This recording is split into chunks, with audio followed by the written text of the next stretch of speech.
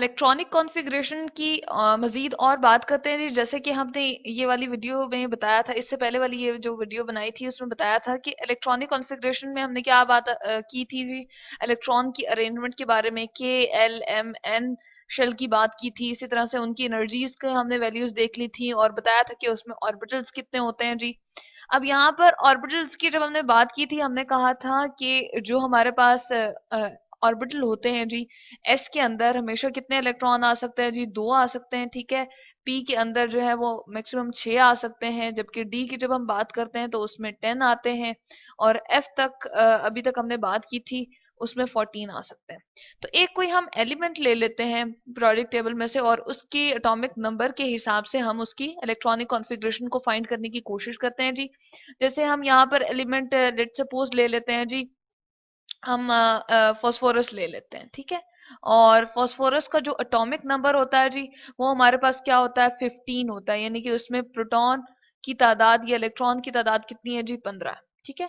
तो एक एटम चूंकि एज अ होल न्यूट्रल होता है, तो जितनी उसमें प्रोटॉन की तादाद होती है उतनी उसमें क्या होती है? इलेक्ट्रॉन की तादाद होती है। अब यहाँ पर हमने ये भी एक्सप्लेन की थी बात कि जिस तरह से के अंदर हमने कहा था कि वहाँ एक ही एस होता है, फिर उसके बाद एल के अंदर हमारे पास एस और पी होते हैं, एम के अंदर हमारे पास एस पी और डी होते हैं, एन के अंदर एस पी और डी और एफ आएंगे।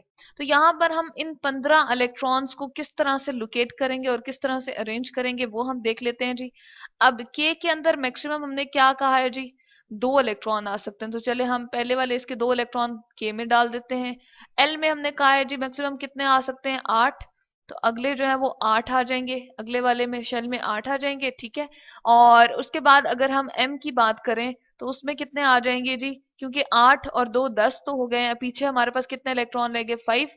तो हम अगले में क्या पुट कर देते हैं जी? 5। इसको बिल्कुल हम इसमें अरेंज इस तरह से भी कर सकते हैं। ये जो हमने ऊपर इलेक्ट्रॉनिक कॉन्फ़िगरेशन का बताया था जी, इसके अंदर भी हम इसको लिख सकते हैं। चले हम यहाँ पर इसके इलेक्ट्रॉन्स को शो कर देते हैं। हमने बताया था कि सबसे पहले वाले में कितने आ सकते हैं जी? 2 आ सकते हैं। तो हम यहाँ पर चले बना देते हैं इसको थोड़े डिफरेंट कलर से, ठीक है। यहाँ पर हम कह देते हैं कि 1 और 2 पहले वाले शेल में हमारे पास इलेक्ट्रॉन आ गए। अगले में हमने कितनी बात की थी जी? हमने बात की थी 8 की। अगले में 8 आ सकते हैं मैक्सिमम। तो ये जो दूसरा वाला शेल है जिसके ऊपर हमने एनर्जी E2 लिखा हुआ है, उसको हम कह देते हैं 1 2 3 4 5 6 7 और 8। और अगले वाले में कितने आ जाते हैं जी? हम देख लेते हैं 5 है। तो एम वाले में हम कितने पुट कर देते हैं जी? यहाँ पर ये जो थर्ड वन जिसकी E3 हमने लगी हुई एनर्जी है, उसके अंदर हमने 1 2 3 4 और 5 पुट कर देते हैं। तो ये हमारे पास इलेक्ट्रॉनिक कॉन्फ़िगरेशन हो गई है जी, शेल के हिसाब से या ऑर्बिट के हिसाब से, सॉरी। लेकिन अब ऑर्बिटल ये जो हमने एस पी और डी एफ लिखे हैं, आखिर इनका क्या मकसद है और इनके अंदर हम इलेक्ट्रॉन को किस तरह से अरेंज करेंगे और किस तरह से लिखेंगे जी? इसका एक तरीका है, चले हम वो देख लेते हैं। सबसे पहले तो इस तरह से हम इसको कहते हैं कि जो लोअर एनर्जी के हमारे पास ऑर्बिट होते हैं उनमें पहले फिलिंग होती है, यानी कि ऑर्बिट्स जैसे के में पहले फिल होगा, फिर उसके बाद एल में, फिर उसके बाद एम में इलेक्ट्रॉन फिल होगा, यानी कि इसको फिल करना है जिस तरह तादाद हम पूरी कर रहे होते हैं। इसी तरह से एस जो है वो कम एनर्जी लेवल का होता है, पी हायर का होता है, डी हायर का होता है और एफ उससे भी हायर का होता है। तो फिलिंग हमेशा एस से पी की तरफ जाएगी। तो इसका एक तरीका ये है कि हम इस तरह से याद कर लेते हैं। हम लिखते हैं जी स्कूल S4। हम इन ऑर्बिटल्स के अंदर किस तरह से अरेंज करेंगे उसके लिए एक निमोनिक्स हम ले लेते हैं। आसानी से याद रखने का एक तरीका हमने यहाँ पर लिख दिया जी, school school, S4 school, P for primary और फिर S4 स्कूल। इसी तरह से P फॉर प्राइमरी अगेन हम ट्वाइस टाइम करेंगे और फिर स्कूल।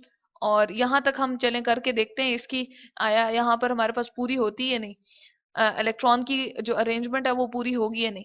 अब एस के अंदर हमेशा कितने इलेक्ट्रॉन आ सकते हैं जी? यहाँ पर हमने देखा था 2। तो हर एक एस के साथ आप 2 लिख दें, इस एस के साथ भी ऊपर टॉप पे करके हम 2 लिख देंगे। अब ये जो एस है ये किस वाले ऑर्बिटल का है जी? इसको हम कहते हैं ये फर्स्ट वाले शेल का है, ये फर्स्ट आ जाएगा। ये जो नेक्स्ट वन है ये सेकंड का है और ये जो नेक्स्ट वन आ रहा है ये थर्ड का है और ये जो हमारे पास है ये फोर्थ शेल का है। जबकि पी की जब हम बात करते हैं तो ये सेकेंड शेल का आ जाएगा, और यहां पर हमें क्या लिखना पड़ेगा, 3 लिखना पड़ेगा, 3p। और p के अंदर जी कितने आ सकते हैं, 6 मैक्सिमम इलेक्ट्रॉन और 6 मैक्सिमम इलेक्ट्रॉन यहाँ पर भी। तो 2 और 2 हमारे पास क्या हो जाएंगे जी, 4, और 4 और 6 हम जब ऐड करेंगे तो 10 हो जाएंगे। और 10 में अगेन हमने क्या करने हैं, दो हमने ये वाले ले लिए हैं तो 12 हो जाएंगे। और इसके हमें कितने चाहिए जी, क्योंकि 12 हो चुके हैं तो 6 में से हमें यहाँ पर सिर्फ 3 चाहिए। तो हम इसकी कॉन्फ़िगरेशन लिखते हैं जरा, फॉस्फोरस 15 की यहाँ कॉन्फ़िगरेशन लिखने की कोशिश करते हैं हम। किस तरह से जी ये आ जाएगी, 1s2, ठीक है। और अगली जो है हमारे पास क्या आ जाएगी, 2s2, क्योंकि ये हमारे पास 2s2 है, ठीक है। और नेक्स्ट वन जब हम लिखते हैं तो क्या आ जाएगी जी, हमारे पास है 2p6, ठीक है। और उसके बाद जब हम बात करेंगे तो क्या आ जाएगी, 3s2। थर्ड वन हमारे पास, थर्ड वाले शेल का सब ऑर्बिटल जो है वो आ रहा है जी, सॉरी ऑर्बिटल आ रहा है, सब शेल या फिर ऑर्बिटल आ रहा है। और कितने हो गए इलेक्ट्रॉन, चले हम गिन लेते हैं। 2 और 2 4 हो गए, 4 और 6 हमारे पास 10 हो जाएंगे, और 2 ये 12 हो जाएंगे। जबकि अगले वाले की हमने बात की थी जो हमने कितने लेने हैं, 3p के हमने सिर्फ 3 लेने हैं। और इस तरह से कितने हो जाएंगे, चले हम गिन लेते हैं, 2 और 2 4, 4 और 6 10 हो जाएंगे, 12 और 3 जो है हमारे पास 15 इलेक्ट्रॉन को पूरा करके दे रहे हैं। तो ये हमारे पास इलेक्ट्रॉनिक कॉन्फ़िगरेशन जी फॉस्फोरस की, और इस तरह से हम सारे के सारे जो एलिमेंट्स हैं उनकी कॉन्फ़िगरेशन को निकाल सकते हैं। अब S जो है वो लोएस्ट एनर्जी लेवल है, ठीक है। लोएस्ट हमारे पास, इसके पास जो एनर्जी होती है वो क्या होती है जी, हम यहाँ पर लिख देते हैं एनर्जी जो है, एनर्जी के लिए मैंने E लिख दिया, चले इसको पूरा लिख देते हैं, एनर्जी इसकी जो क्या है, लो है। जबकि हमारे पास ये जो 3p होगा या हमारे पास 3s है, ये जो है हमारे पास हायर ऑर्बिटल हैं, और इनकी एनर्जी क्या होगी जी, हाई होगी। तो हम यहाँ लिख सकते हैं हाई एनर्जी, ठीक है।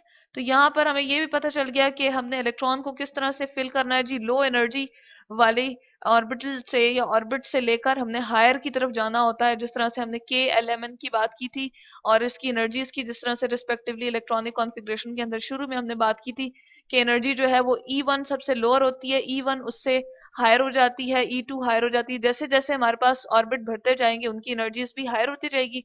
और ये थी हमारी इलेक्ट्रॉनिक कॉन्फ़िगरेशन कि हम इलेक्ट्रॉन को ऑर्बिट्स के अंदर यानी कि के एल एम एन के अंदर किस तरह से अरेंज करते हैं, और इसी तरह से हम फिर उसको सब ऑर्बिट्स यानी कि हमारे पास जो, या फिर ऑर्बिटल्स जो होते हैं, या इनको सब शेल्स भी हम कहते हैं, SPDF के हिसाब से हम उनको किस तरह से कॉन्फ़िगरेशन करते हैं जी, ये भी हमने यहाँ पर देख लिया। और ये जो 1 2 2 और 3 हम लगा रहे हैं, ये जी किसके नंबर को शो कर रहा है, ये इनके शेल नंबर को शो कर रहा है। यानी कि ये पहले शेल का हमारे पास ऑर्बिटल है, और ये दूसरे शेल का है, ये भी दूसरे शेल का है, जबकि ये तीसरे शेल की हमने बात की हुई है, और ये भी तीसरे शेल की बात की हुई है।